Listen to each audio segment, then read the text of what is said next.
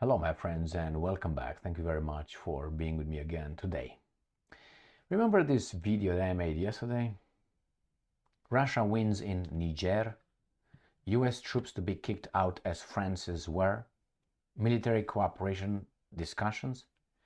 Well, in this one, it was the defense minister and his entourage or his officers, the highest ranking officers, visiting Moscow, and they agreed to cooperate militarily. If you remember, those are the guys who kicked out the democratically elected president backed by the French and probably by the Americans, and they demanded the French to get out. The French military had bases over there. They got out somehow. I don't understand how, but they got out, but they left the Americans in. Now it seems like cooperating with the Russians will get the Americans out. I don't think the Americans will ever leave, since they still have to fight terrorism over there. So now we have another problem, or they have another problem, and this is the problem. Russia and Sudan hold talks in Moscow. The two countries' top officials focused on resolving the acute military and political crisis in African state. So not only that the Russians won in Niger, they also won in Sudan.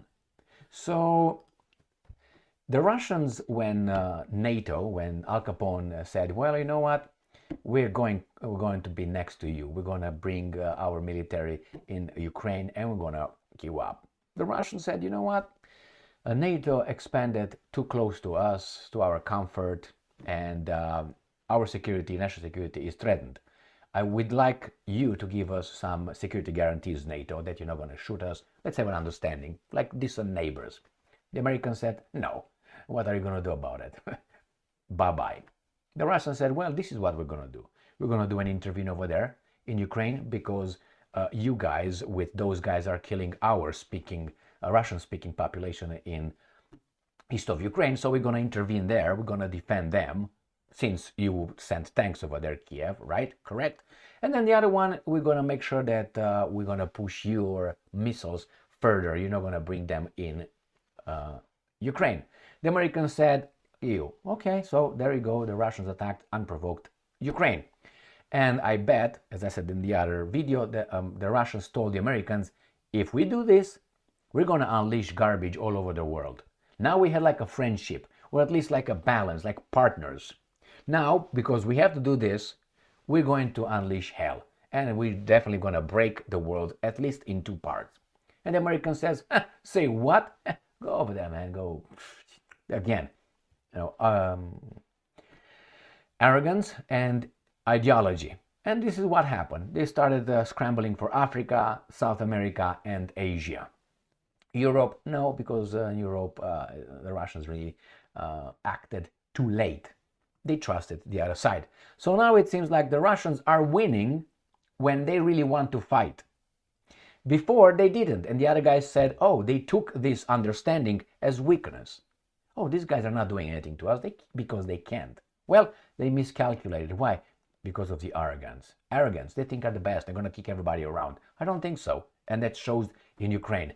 NATO, with all these 30-some countries over there, pump money, intelligence, advisors, and so on, to destroy Russia, and they're losing. I mean, they're not winning. Let's put it this way. So what happened is this. I don't know if it happened to you, but sometimes some people compete with you and you don't know it, and then after they think they reached a milestone, they tell you, ha, we beat you.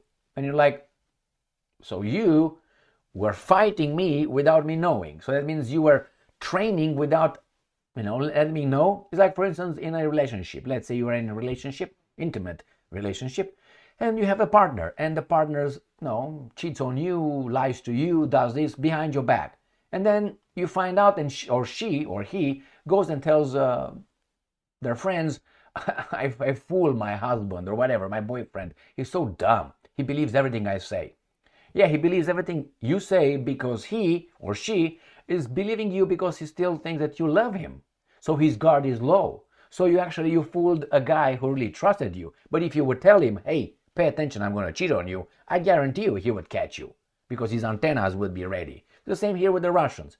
Now, if you fool someone once or twice, then that person is going to get his guard up. The same with the Russians. The fact that the Russians did not did not challenge these guys all over the planet, but only in the past 2 years, that tells you it was an order. And I guarantee you, the Russians told the Americans, this is what's going to happen. And the Americans said, they're too weak. They will not. You're just, what are you talking about? You have a rusty army. You don't have an economy. You're done. We're going to isolate you. We're going to destroy you. We're going to bury you, right? As Khrushchev said. All right, so let's go to this article. Russia's Deputy Foreign Minister Mikhail Bogdanov and Special Representative of the Russian President for the Middle East and African country, the Sudanese Minister of Finance and Economic Planning Gabriel Ibrahim, had talks on the resolution on the ongoing conflict in Sudan, the press service of the Russian Foreign Ministry reported on Monday. During the meeting, the official focused on resolving the acute military and political crisis in Sudan, which first erupted in April 2023. The Russian side has confirmed its commitment to the rapid cessation of hostilities between the units of the regular army and the Rapid Reaction Force, the same thing as in Libya. The Russians again are taking over what these guys destroyed, as well as the establishment of an inclusive inter-Sudanese dialogue in the interest of ensuring unity, territorial integrity, and sovereignty. The diplomats also discussed the possibility of expanding upon their country's traditional friendly bilateral relations, which include promising areas of trade and economic cooperation that could be mutually beneficial. Earlier, on January 11th, Bogdanov met with the Sudanese ambassador to Russia, Muhammad al-Ghazali al-Tijani Siraj. In Moscow, the military and political crisis in Sudan was also addressed during their meeting, as well as further development of Russian-Sudanese relations, including trade, economic, and humanitarian cooperation. Meanwhile, on Tuesday, Sudan's foreign ministry reported that Khartoum has terminated its participation in mediation efforts with the Intergovernmental Authority on Development, a group of East African nations that has been seeking to facilitate talks between the army and the paramilitary force it has been fighting for months. IGAD offered to arrange negotiations between the heads of the Sudanese army and the rapid forces, as well as to host the meeting. In April 2023, an armed conflict started in Sudan when the plan for a political transition away from the military rule failed, leading to many civilian deaths and a major humanitarian crisis. So the Russians are helping.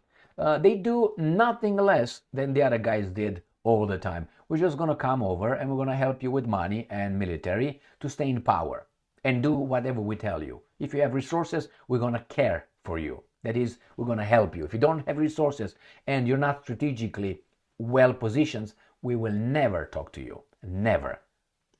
That's what it is. When things happen in Sudan or in Niger, on other parts of the world, you look at, okay, who benefits and why? Should be two things. One, that's a location where I can destroy my enemy. That's one. And the other one, it has resources and I can suck them for free, if possible. Why do you think Russia is right now? Because of its resources and its strength.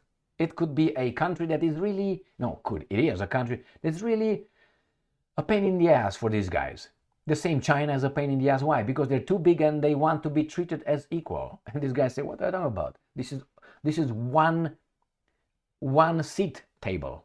That's it. It's not 3-seat table. It's one. So it doesn't accept anybody else. The Americans keep the Germans, the French, the Italians, the British, all those guys over there. And when they need to eat, they say, let's go, guys. We're going to attack this country, get some food.